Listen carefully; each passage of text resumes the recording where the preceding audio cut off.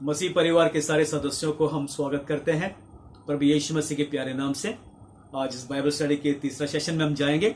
जैसे हम 2 सेशन पहले कर चुके हैं और उसमें हम सीख चुके हैं कि अगर हमारा पवित्र शास्त्र का अध्ययन करने का कोई मकसद है तो हमें अपने परमेश्वर को जानना है, प्रभु यीशु मसीह को जानना है।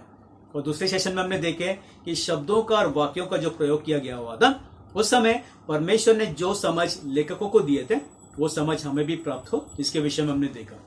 तो आज के सेशन में हम देखेंगे कि ये पवित्र शास्त्र अगर लिखा गया है तो किस कारण लिखा गया हुआ था, किस वजह से लिखा गया हुआ था, कौन सी ऐसी बातें उस समय हो रही थी, किस समय के लोगों के लिए लिखा गया हुआ था, परिस्थिति या माहौल उस समय क्या था, चर्चा का विषय क्या था, या वाद विवाद का जो बातें वहां पर उस समय हो रही थी, ये सारी बातों को लेकर जब भी वो पवित्र शास्त्र लिखे तो किन लोगों को लिखे, किस कारण लिखे। आज हम कारण पता करेंगे कि उन्होंने लिखा तो है तो क्यों लिखा है। क्योंकि कई दफा ऐसा होता है कि हम पवित्र शास्त्र में एक अध्ययन पढ़ लेते हैं या फिर हम कुछ किताब पढ़ लेते हैं, हमने कभी समझने की कोशिश नहीं की कि ये पवित्र शास्त्र लिखा गया था तो किन को लिखा गया था, किस कारण या वजह लिखा गया हुआ था। ये कुछ वचन जो है पवित्र शास्त्र में से लिखा गया हुआ है, जो रोमियो के 2 अध्याय 17 वचन ले लीजिए। वहां पर पौलुस लिखते हैं कि तुम अपने आप को यहूदी कहलाता है और व्यवस्था पर भरोसा रखता है और परमेश्वर के विषय घमंड करता है। तो ऐसा लिखने के पीछे क्या वजह हो सकती है पौलुस को, पौलुस ने ऐसा लिखा है तो किस कारण ऐसे लिखा, पत्र में ये वाक्य लिखने की क्या जरूरत थी। या फिर 2 अध्याय 28 वचन में ये भी लिखते हैं कि यहूदी वो ने जो प्रकट में है, या फिर कतना वो ने जो प्रकट में है या देह में है। ऐसे क्यों लिखा उन्होंने, इस तरह लिखने की क्या जरूरत थी, क्या वजह थी। आज हमें ऐसी वजह को जानना है, क्योंकि जब हम पवित्र शास्त्र पढ़ते हैं, अगर हमने किस कारण लिखा गया, किस वजह लिखा गया, अगर हमने वो जानने की कोशिश नहीं की तो हम कैसे इस पवित्र शास्त्र में लिखी गई बातों को अपने जीवन में लागू करेंगे, कैसे कर सकते हैं, कैसे हम अपने जीवन में इसके कार्य में ला सकते हैं। हमारे लिए तो केवल एक धर्म ग्रंथ बनकर रह जाएगा। लेकिन मसीह परिवार के सारे सदस्यों से मैं कहना चाहता हूं कि ये पवित्र शास्त्र हमारे लिए धर्म ग्रंथ नहीं है। ये हमारे लिए धर्म ग्रंथ नहीं है। क्यों नहीं है, आइए हम एक वचन पढ़कर समझते हैं जो 2 पत्रस की किताब में है। 1 अध्याय वचन 20 और 21 पढ़ते हैं। पर पहले ये जान लो कि पवित्र शास्त्र की कोई भी भविष्यवाणी किसी की अपने ही विचारधारा के आधार पर पूर्ण नहीं होती, क्योंकि कोई भी भविष्यवाणी मनुष्य की इच्छा से कभी नहीं हुई, पर भक्तजन पवित्र आत्मा के द्वारा उभारे जाकर परमेश्वर की ओर से बोलते थे। और यहाँ पर जैसा लिखा हुआ है, पवित्र शास्त्र में जो भी भविष्यवाणी दी गई हुई थी, जो भी लिखा हुआ था, वो किसी मनुष्य की विचारधारा के अनुसार नहीं है, किसी ने भी अपनी मन की इच्छा के अनुसार लिखी हुई बातें नहीं है, पर ये पवित्र जन जो है पवित्र आत्मा के द्वारा, जो है पवित्र आत्मा के द्वारा उबारे जाने के द्वारा वो लिखे हैं। तो ये जो वचन हमें मिला है, ये पवित्र परमेश्वर का वचन है, परमेश्वर का दिया वचन है। ये कोई धर्म ग्रंथ नहीं है, परमेश्वर का वचन हम इस पवित्र बाइबल में पाते हैं। देखिए, अब एक सवाल उठता है, पवित्र आत्मा जब प्रेरित करते हुए लोगों के द्वारा पत्र लिखवाया तो क्यों लिखवाया, क्या ऐसी परिस्थिति थी उस समय, ऐसे कौन से माहौल था या चर्चा का विषय क्या था, और उस समय जो परिस्थिति क्या थी और क्या बातें या क्या घटना ऐसे हो रही थी कि पवित्र आत्मा उन लोगों के द्वारा ये पत्र जो है या ये सारे किताब जो है लिखवाया। आज हम ये जानेंगे। देखिए, कई सारे कारण हैं, लेकिन मैं आपको 5 ऐसे कारण देता हूं जिसके कारण ये पवित्र शास्त्र लिखा गया हुआ था। 5 वजह है। पहला तो ये है कि मसीहा, जो यीशु मसीहा का आना, उद्धारकर्ता जो हमारा आने वाला था, उसके विषय में पुराने व्यवस्था में लिखी हुई है, और ये सारी बातें मसीहा को ही प्रकट करता है। नई व्यवस्था में भी जो लिखा गया हुआ है वो मसीहा को गवाही देने के लिए, मसीहा का गवाही देने के लिए लिखा गया हुआ था। ये पहला कारण है। दूसरा कारण ये है कि कलीसिया जब नया नया उभर कर आ रहा था, तभी उस समय कई सारे गलत शिक्षण जो है वो कलीसिया में प्रवेश कर चुकी थी। तो इस गलत शिक्षण का सामना करने के लिए, लोगों को चेताने के लिए ये पवित्र शास्त्र लिखा गया हुआ था। तीसरा कारण है कि झूठा शिक्षण, जो मसीह विरोधी शिक्षण जो कहते हैं, ये सेक्शन जो है ये भी कलीसिया में ज्यादा मात्रा में फैल चुकी थी। तो अब इस सेक्शन का भी सामना करने के लिए और लोगों को चिताने के लिए ये पवित्र शास्त्र लिखा गया हुआ था। और चौथा कारण यह है कि जो कलीसिया जब नए नए उभर कर आ रही थी, वहां पर जो यहूदी लोग हैं जिनके पास मूसा का व्यवस्था और जो लेवी व्यवस्था, जो कुछ उनका पालन जो करते हुए आए थे, उनके मन में कई सारे सवाल थे कि ये नया जीवन में जब हम प्रवेश कर चुके हैं, केवल उन लोगों के लिए नहीं, अन्य जाति लोगों के लिए भी जो मसीह में नया जीवन प्राप्त कर चुके थे, कई सारे सवाल थे। तो उन सवालों को जवाब देने के लिए भी ये पवित्र शास्त्र लिखा गया हुआ था। और पांचवा जो है कि मसीह का आना, जो मसीह का प्रकट होने का जो बाट जो रहे थे, जो अपेक्षा में थे कि हमारा मसीहा आकर न्याय करने वाला है, यरूशलेम और मंदिर के ऊपर जो न्याय करने का जो समय है वो निकट आ पहुंचा है। इसी कारण लोगों को चिताना और उनको तैयार करने के लिए ये सारे पवित्र शास्त्र लिखा गया हुआ था। अब हम जो है एक एक कारण, एक एक वजह जो है वचन के अनुसार देखते हैं कि कैसे ये, किस कारण ये पवित्र शास्त्र लिखा गया हुआ था। तो पहला जो कारण है कि मसीह के विषय में जो बातें जो पुरानी व्यवस्था में और नई व्यवस्था में लिखी गई थी, उसके विषय में हम देखेंगे। आइए हम एक वचन पढ़ते हैं जो लूका के किताब में है, 24वां अध्याय 44 वचन पढ़कर देखते हैं। फिर उसने उनसे कहा, ये मेरी वे बातें हैं जो मैंने तुम्हारे साथ रहते हुए तुमसे कही थी कि अवश्य है कि जितनी बातें मूसा की व्यवस्था और भविष्यवक्ताओं और भजनों की पुस्तकों में मेरे विषय में लिखी है, सब पूरी हो। प्रभु यीशु यहाँ पे कह रहे हैं कि मूसा का व्यवस्था और जो भविष्यवाणी, जो भविष्यवक्ताओं ने जो लिखी है, और जो भजनों की जो किताब है, पुस्तक है, उसमें जो कुछ लिखा हुआ था वो प्रभु यीशु के विषय में ही लिखा हुआ था। यानी पुरानी व्यवस्था जो है ये बातों को दर्शाती है कि जो भी बातें उसमें लिखी गई सब मसीहा को प्रकट करती है, मसीहा की ओर हमें लेकर आती है। इसी कारण पुरानी व्यवस्था लिखा गया हुआ था। और एक कारण भी है पुरानी व्यवस्था लिखने के पीछे, जो पौलुस बताते हैं पहला कोरिन्थियों की किताब में 10वां अध्याय 11 वचन। आइए हम उसे पढ़ के देखते हैं। परंतु ये सब बातें जो उन पर पड़ी दृष्टांत की रीति पर थी, और ये हमारी चेतावनी के लिए जो जगत के अंतिम समय में रहते हैं लिखी गई है। यहाँ पर जैसा लिखा हुआ है कि इजराइल लोग जिनसे परमेश्वर स्वयं बातें करते हुए उन्हें मिस्र देश से छुड़ा कर लाए, तो वे लोगों का जो रिश्ता परमेश्वर के साथ कैसा रहा, उन लोगों का व्यवहार परमेश्वर के साथ कैसा रहा, वे लोग किस क्षेत्र में गलती कर रहे थे, ये गलती हम लोग ना कर रहे हैं, यही गलती हम लोग ना दोहराएं, इसे चेतावनी देने के लिए, इस बात को लेकर चेतावनी देने के लिए जो है पुरानी व्यवस्था की किताब लिखी गई हुई थी। अब हम देखेंगे नया व्यवस्था में कि ये व्यवस्था जो पत्र जो भी लिखा गया है किस कारण लिखा गया हुआ था। तो हम देखेंगे यूहन्ना की किताब में 21वां अध्याय 24 वचन पढ़कर। यह वही चेला है जो इन बातों की गवाही देता है, और जिसने इन बातों को लिखा है, और हम जानते हैं कि उसकी गवाही सच्ची है। इस वचन में जो है यूहन्ना के विषय में लिखा हुआ है, वो कुछ बातों का गवाही देते हैं। किन बातों का? पूरा किताब अगर आप पढ़ेंगे यूहन्ना का, तो वहां पर जो शुरुआत से लेकर अंत तक उन्होंने प्रभु यीशु का ही गवाही दी है। यानी प्रभु यीशु का गवाही देने के लिए ही ये जो किताब है, जो सुसमाचार हम पढ़ते हैं, ये सब बातें प्रभु यीशु की गवाही देने के लिए लिखी गई हुई थी। आइए हम और एक वचन पढ़कर देखते हैं, जो प्रेरितों के काम पहला अध्याय पहला 2 वचन। ये थियोफिलुस, मैंने पहली पुस्तिका उन सब बातों के विषय में लिखी जो यीशु आरंभ से करता और सिखाता रहा, उस दिन तक जब वह उन प्रेरितों को जिन्हें उसने चुना था पवित्र आत्मा के द्वारा आज्ञा देकर ऊपर उठाया ना गया। यहाँ पर जो है डॉक्टर लूका जो है वो थियोफिलस को लिख रहे हैं कि मैंने पहली पुस्तिका लिखी जो लूका रचित सुसमाचार है, और वहां पर बता रहे कि मैंने उन सारी बातों को लिखा है जो प्रभु यीशु आरंभ से ही करता और सिखाता रहा। यानी प्रभु यीशु जो कुछ करते रहे और सिखाते रहे, उन सारे बातों को प्रकट करने के लिए ये सारी किताबें लिखी गई थी। उस दिन तक लिखा उन्होंने।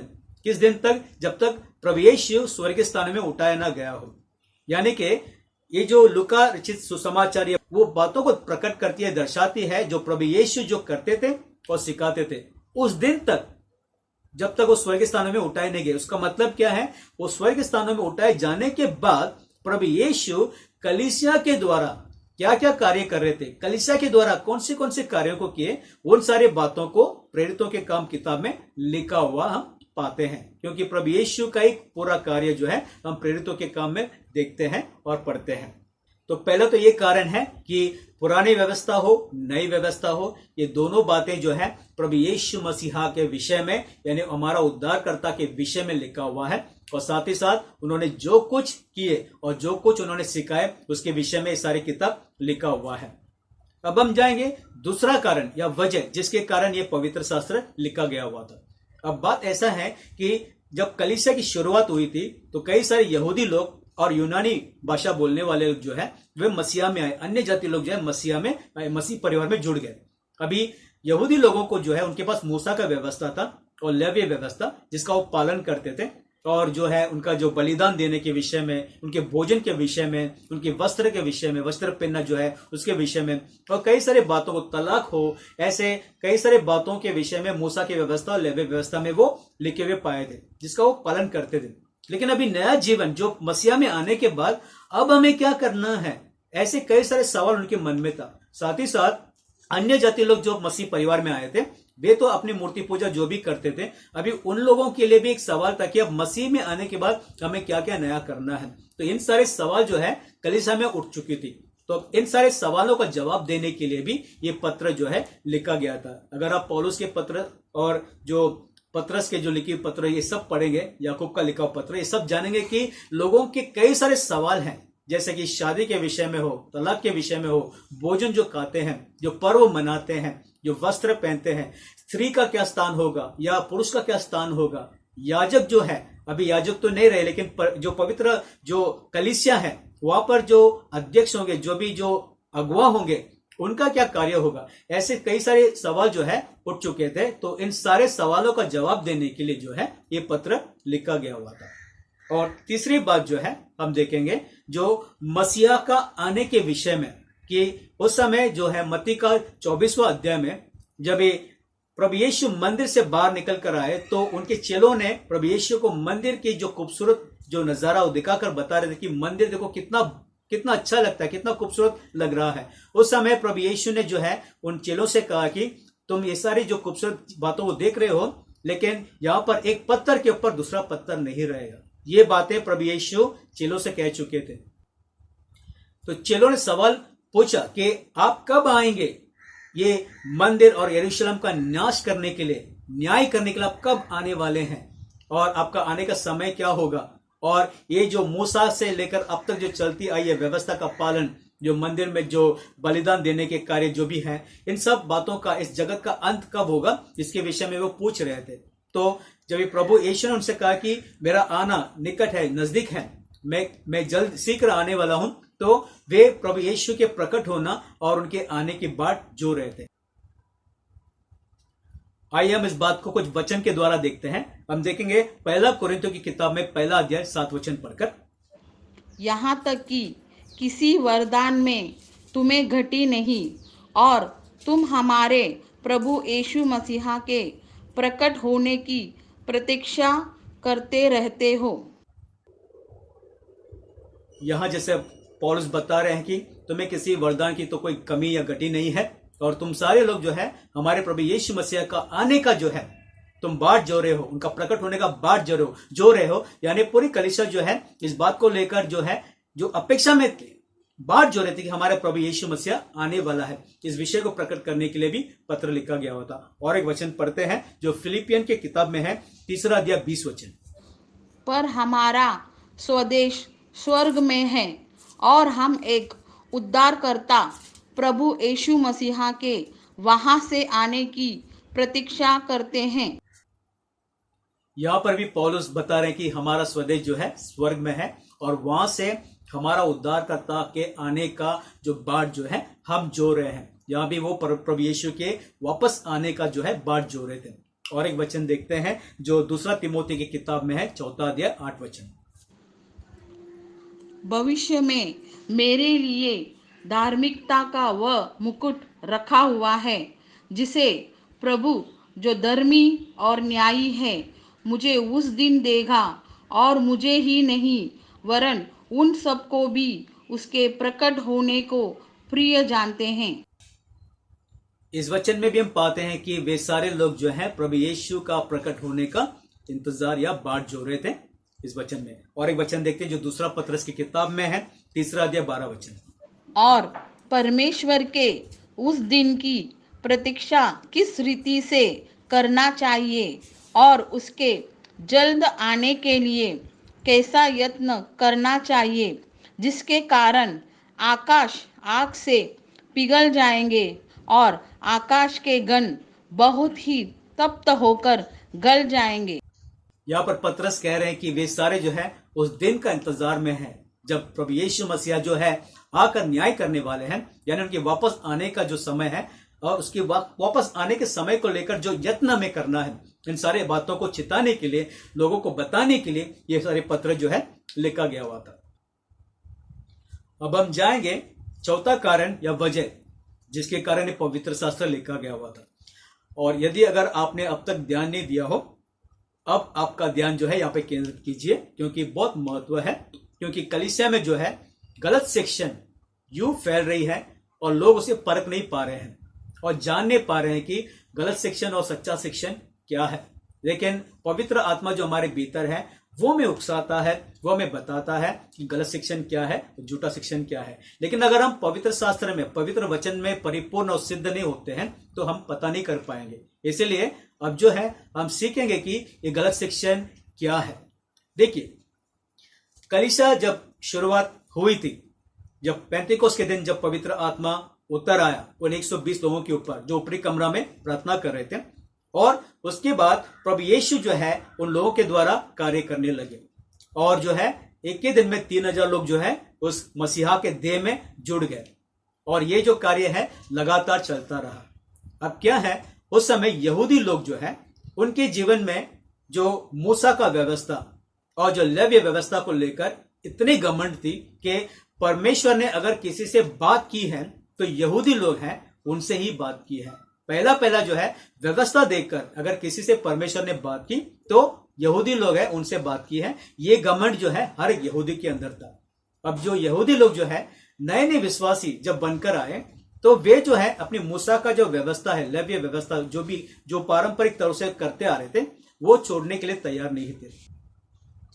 तो कलीसिया की शुरुआत में यहूदी लोगों का जो सामान्य तौर पर जो समझ उनके मन में था वो यह था कि यदि तुम्हें अगर एक अच्छा मसीहा बनना है तो पहला तुम्हें एक अच्छा यहूदी बनना जरूरी है, क्योंकि वे यहूदी थे और उनमें घमंड था कि व्यवस्था हमें दी गई है, हम परमेश्वर को पहचानते हैं, परमेश्वर ने हमसे बातें की है और हम जो है परमेश्वर के विषय में घमंड भी करते हैं। ये सारे जो बातें उनके मन में था, इसीलिए वे ये कहते थे कि यदि तुम्हें एक अच्छा मसीहा बनना हो तो पहला तुम्हें एक अच्छा यहूदी बनना जरूरी है।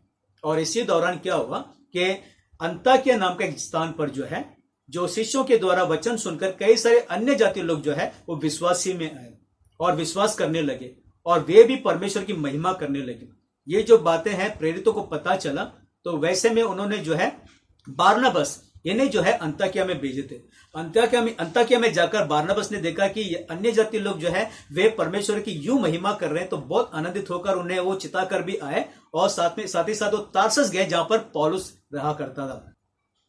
अब पौलुस जो है उनका जो है परिवर्तन हृदय का होने के बाद, मसीहा को प्राप्त करने के बाद वो एक ही बार यरूशलेम में आए थे, 2 हफ्ते के लिए वहां पर थे। उसके बाद वो तारसस चले गए, कई साल वहां पर थे और ठीक 14 साल के बाद वो जो है ये जो बारनबस है तारसस में जाकर पौलुस को ढूंढकर लेकर आते हैं और अंताकिया में जाते हैं। अंताकिया में जो है वो दोनों जो है उस कलीसिया जो वहां पर बढ़ रही थी उन लोगों को सिखाना और उन लोगों को चिताना उसमें लगे हुए थे।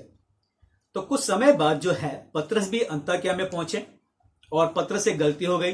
गलती ये हो गई कि वो अन्य जाति लोगों के साथ में बैठकर भोजन कर रहे थे। तो याकूब और कुछ और यहूदी जब वहां पर पहुंचे तो पतरस उन लोगों से हटकर दूर चले गए। इस बात को जब पौलुस ने देखा तो पौलुस कह रहे हैं कि मैंने उनके मुंह पर सामना किया, उनसे मैंने जो है उन्हें डांटा भी, उन्हें बताया भी कि ये गलत कर रहे हैं। और ये कारण को लेकर जो है 2 साल के अंतर पर एक यरूशलेम काउंसिल करके जो है वो बैठक हुआ। ये काउंसिल में क्या निर्णय लिया गया था, कुछ कारण था, निर्णय लेने के पीछे क्या कारण था, उस कारण को हम देखते हैं जो प्रेरितों के काम 15वां अध्याय पहला वचन पढ़कर, और 15 अध्याय 5 वचन भी पढ़ लेते हैं। फिर कुछ लोग यहूदियों से आकर भाइयों को सिखाने लगे, यदि मूसा की रीति पर तुम्हारा कतना ना हो तो तुम उद्धार नहीं पा सकते। परंतु फरीसियों के पंथ में से जिन्होंने विश्वास किया था, उनमें से कितनों ने उठकर कहा, उन्हें खतना कराने और मूसा की व्यवस्था को मानने की आज्ञा देनी चाहिए। जैसे हम वचनों में देख रहे हैं कि कुछ यहूदी लोग जो है आकर भाइयों को सिखाने लगे कि जब तक तुम्हारा खतना नहीं होता तुम्हारा उद्धार नहीं हो सकता। वैसे ही फरीसियों के पंथ में से जो विश्वास करने लगे वे भी आकर ये बताने लगे, सिखाने लगे कि जो अन्य जाति जो विश्वासी में आए हुए हैं उनको भी मूसा का व्यवस्था का पालन करना होगा। ये सारी बातें जो है यानी मूसा की व्यवस्था का जो भी दबाव था वो भी अन्य जाति लोगों के ऊपर डालना है। ये सारी बातें, ये चर्चा उस समय हो रही थी जब कलीसिया की नई नई शुरुआत हुई थी। ये कुछ प्रभु यीशु के स्वर्गीय स्थानों में उठाए जाने के बाद 20 साल के बाद जो है ये सारी बातें, 20 साल के अंतर पर ये सारी बातें हो रही थी कि यहूदी लोग जो है ये समझ रहे थे कि हमें छोड़कर और कोई जो है सिद्ध नहीं है। यानी अगर तुम्हें मसीहा, अच्छा मसीहा बनना है तो पहले तुम्हें एक अच्छा यहूदी बनना है, और अगर तुम अन्य जाति से तुम मसीह परिवार में आ चुके हो तो तुम्हें खतना भी करना जरूरी है, मूसा का व्यवस्था भी उसका पालन करना आवश्यक है। ये सारी बातें जो है ये खत्म नहीं हुआ, ये लगातार चलता रहा, इसका विरोध भी करते रहे। तो ये यरूशलेम जो काउंसिल है, जो बैठक हुआ था, वहां पर इस बैठक में कुछ निर्णय लिया गया था, अन्य जाति लोगों के लिए एक निर्णय लिया गया था जो हम देखेंगे वचन 20 और 21 में 15वां अध्याय। परंतु उन्हें लिख भेजे कि वे मूर्तों की अशुद्धताओं और व्यभिचार और गला घोटे हुओं के मांस से और लहू से दूर रहे। तो यहाँ पर इस यरूशलेम काउंसिल में जो है ये बैठक में एक निर्णय लिया गया था कि अन्य जाति लोगों के ऊपर मूसा का व्यवस्था का दबाव नहीं डाला जाएगा, उन्हें भी खतना करने के लिए मजबूर नहीं किया जाएगा, पर मूर्तों की जो अशुद्धता है, व्यभिचार या गला घोटे हुए जानवर का मांस नहीं खाना है, लहू से दूर रहना है, इन सारी बातें जो यहूदी लोग पहले से ही मूसा की व्यवस्था से जान चुके थे, इन बातों को जो है अन्य जाति लोगों से कह दिया कि जो विश्वास में आए हैं आप लोगों को बस इतना करना है कि आप जो है मूर्ति के जो अशुद्धता है और जो व्यभिचार है इन सारे कामों में ना पड़े, जो गला घोटा हुआ जो मांस है जानवर का वो ना खाएं और लहू से इससे भी दूर रहें। ये सारी बातें कहकर ये जो है इसे लिखा गया था। ये पत्र अब जो पढ़ते हुए हमें पता चलता है कि क्यों लिखा गया था, क्योंकि उस समय जो सोच विचार, जो चर्चा का विषय क्या था कि तुम्हें अगर एक अच्छा मसीहा बनना है तो पहले तुम्हें एक अच्छा यहूदी बनना है। इसीलिए देखिए जब हम गलती का 5वां अध्याय और 6वां वचन पढ़ेंगे तो पौलुस ने उस बात को क्यों लिखा अब हम समझ पाएंगे। गलतियों की किताब में 5वां अध्याय 6वां वचन पढ़ते हैं। और मसीह यीशु में ना कतना रहित कुछ काम का है, परंतु केवल विश्वास जो प्रेम के द्वारा प्रभाव करता है। अब देखिए यहाँ पर पौलुस जैसा लिखते हैं, मसीहा में न कतना रहित कुछ काम का है, पर केवल विश्वास जो प्रेम के द्वारा काम करता है, प्रेम के प्रभाव के द्वारा काम करता है। अब हम समझ पाते हैं कि पौलुस ने ये वाक्य यहाँ पर लिखा है तो क्यों लिखा है, क्योंकि उस समय जो चर्चा का विषय क्या था कि अन्य जाति लोगों के ऊपर भी मूसा का व्यवस्था का दबाव डालना है। इसीलिए पौलुस जो है ये लिखकर बता रहे हैं कि कतना हो या कतना रहित हो कुछ काम का नहीं, मसीहा में केवल विश्वास के द्वारा तुम्हारा उद्धार होता है, अनुग्रह से द्वारा तुम्हारा उद्धार होता है, विश्वास से ही। ये जो बात है जो पौलुस सिखा रहे थे सभी को और पत्र भी लिख रहे थे। और एक वचन पढ़ते गलातिया की किताब में 6वां अध्याय वचन 12 और 13 वचन। जितने लोग शारीरिक दिखावा चाहते हैं वे तुम्हारे खतना करवाने के लिए दबाव देते हैं, केवल इसलिए कि वे मसीहा के क्रूस के कारण सताए ना जाए। क्योंकि खतना कराने वाले आप तो व्यवस्था पर नहीं चलते, पर तुम्हारा खतना कराना इसीलिए चाहते हैं कि तुम्हारी शारीरिक दशा पर घमंड करें। यहाँ पर पौलुस बता रहे कि जो शारीरिक दिखावा करना चाहते हैं वे ही लोग दूसरे पे दबाव डालते हैं। उनका कैसा है कि हम मसीहा पर विश्वास करते हैं, लेकिन हम मूसा का व्यवस्था उसको भी मानते हैं, उसका भी पालन करते हैं। यानी मसीहा को पूर्ण रीति से विश्वास नहीं करते।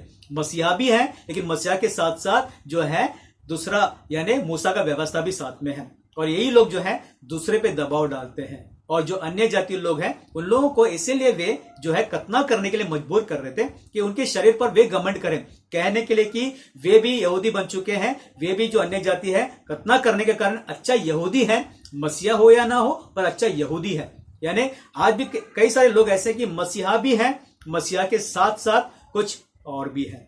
इसे जानने के लिए हमें वचन पढ़ेंगे जो पहला कोरिन्थियों की किताब में है, पहला अध्याय 12 और 13 वचन। मेरा कहना यह है कि तुम में से कोई तो अपने आप की पौलुस का, कोई अपोलोस का, कोई कैफा का, कोई मसीहा का कहता है। क्यों मसीह बढ़ गया? क्यों पौलुस तुम्हारे लिए क्रूस पर चढ़ाया गया? या तुम्हें पौलुस के नाम पर बपतिस्मा मिला? इस वचन के अनुसार अगर हम समझें तो गलत शिक्षण क्या है? मसीहा भी है, मसीहा के साथ पौलुस भी है। मसीहा भी है, मसीहा के साथ कैफा पतरस भी है। मसीहा भी है, मसीहा के साथ अपोलोस भी है। यानी मसीहा के साथ जब हम और किसी को जोड़ देते हैं, मसीहा है उसके साथ में हम व्यवस्था को जोड़ देते हैं, मसीहा है उसके साथ में हम किसी व्यक्ति को जोड़ देते हैं, किसी बातों को जोड़ देते हैं, इसे ही गलत शिक्षण कहते हैं। यानी जहां पर मसीहा को जो मसीहा का सुसमाचार को जो बिगाड़ना चाहते हैं, जो गलातियों की किताब में पहला अध्याय 7 वचन में लिखा है, आइए उसे भी पढ़ लेते हैं। परंतु वह दूसरा सुसमाचार है ही नहीं, पर बात यह है कि कितने ऐसे हैं जो तुम्हें घबरा देते और मसीह के सुसमाचार को बिगाड़ना चाहते हैं। यहां पर पौलुस जैसा कहते हैं कि सुसमाचार एक ही है, मसीहा का सुसमाचार, लेकिन कुछ कुछ बातों को ऐसे सिखा देते हैं कि लोगों को घबरा देते हैं, घबराहट आ जाती है। तो क्या मसीह में होने के बावजूद हमें यह भी करना है, हमें ऐसे भी करना है जैसे खतना करने की बात है? तो नए नए जो विश्वासी आए हैं, अन्य जाति लोग जो आए हैं, वे कैसे इस बात को मानेंगे? वे तो मसीह में जो है नया जीवन प्राप्त करते हुए आए हैं, और उन लोगों को जो है मसीह का जो नया जीवन है वो कैसे जीना है, उसमें मसीहा को कैसे प्रकट करना है, ये सारी बातें जो है जो पौलुस और बाकी जो प्रेरित हैं वो सिखा रहे थे। और पौलुस जो है सिखा रहे थे कि अनुग्रह से ही तुम्हारा उद्धार हुआ है, विश्वास के द्वारा। अनुग्रह से ही तुम्हारा उद्धार हुआ है, विश्वास के द्वारा। विश्वास की जरूरत है, अब्राहम का विश्वास की जरूरत है। जैसे अब्राहम ने विश्वास किया और उसके लेखे में लिखा गया था कि वो धर्मी है, वैसे जब हम मसीहा पे विश्वास करते हैं तो हम परमेश्वर की धार्मिकता बन जाते हैं। हमें इसके अलावा कोई कार्य करने की जरूरत नहीं, ना ही व्यवस्था का पालन करना, ना ही किसी व्यक्ति पर भरोसा करना, ना ही किसी बातों पर भरोसा करना, हमें इसकी जरूरत नहीं है। ये पौलुस बता रहे हैं। लेकिन उस समय जो है इतने घमंड जो है लोगों में थी, जो खास करके यहूदी लोगों में, कि यदि अगर तुम्हें एक अच्छा मसीहा बनना हो तो तुम्हें एक अच्छा यहूदी बनना जरूरी है। और यहूदी बनने के लिए तुम्हें मूसा का व्यवस्था का पालन भी करना है, खतना भी करना है, ये सिखा रहे थे। यानी मसीहा है, साथ ही साथ तुम्हें और भी कुछ करना है। अगर आपको गलत शिक्षण परखना है, आज के समय में भी अगर आपको गलत शिक्षण क्या है परखना है, जान लीजिए मसीह के साथ कुछ भी जोड़ दें, मसीह के साथ किसी व्यक्ति को भी जोड़ दें, मसीह के साथ जब भी कुछ जुड़ जाता है ये गलत शिक्षण है। और यही गलत शिक्षण से ये मसीह परिवार को, कलीसिया को हमें चिताना है। और इसी कारण ये पत्र भी लिखा गया था। अभी आप समझेंगे कि ये सारे पत्र क्यों लिखा गया था, क्योंकि मसीह के विषय में जो भी बातें हैं ये बताना था, साथ ही साथ मसीह का आने का जो विषय है उसके विषय में सारी बातों को बताना था, चिताना था, लोगों को तैयार करना था। और साथ ही साथ जो है जो सवाल उठ रहे थे कि जो मसीह परिवार में आ चुके हैं तो हमें कई सारे बातों को लेकर, जो शादी का विषय, जो तलाक के विषय में, जो भोजन के विषय में जो भी सवाल थे उसका जवाब देने के लिए सारे जो पवित्र शास्त्र लिखा गया हुआ था। और साथ ही साथ गलत शिक्षण को कैसे सामना करना है, कैसे परखना है और उससे कैसे लोगों को बचाए रखना है, कैसे लोगों को चिताना है, इन सारे बातों को बताने के लिए, प्रकट करने के लिए ये पवित्र शास्त्र लिखा गया हुआ था। तब जाकर हम ये जब पढ़ेंगे तो हमें पता चलेगा कि आज के समय में इसे हम कैसे लागू कर सकते हैं। अगर हम इन बातों को नहीं समझेंगे, अब कई सारे ऐसे सभा में देखे होंगे कि जब वचन सिखाया जाता है तो कोई ना कोई किसी और को देकर बताता है कि ये वचन तुम्हारे लिए है।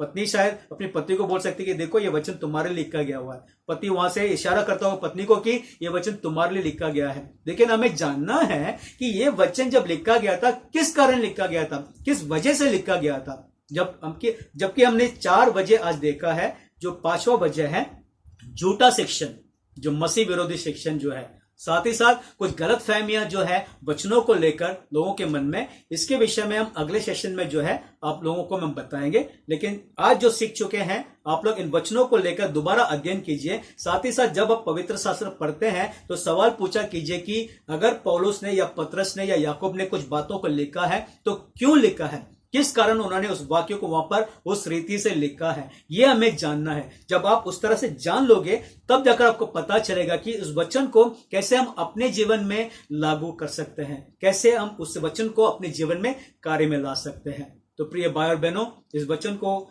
लेकर आप लोग सभी आशीषित रहिए और आप लोगों को चिताना हमारा काम है। हम विश्वास करते हैं कि ये वचनों के द्वारा प्रभु ने आपके मन में बातें की हैं। आप भी परख सकेंगे गलत शिक्षण क्या है अब से लेकर, और सभी लोग जो है प्रभु यीशु मसीह के नाम से आशीषित रहिए। आइए हम एक प्रार्थना करते हैं। धन्यवाद महान एकमात्र सच्चा परमेश्वर पिता, हम आपका धन्यवाद करते हैं।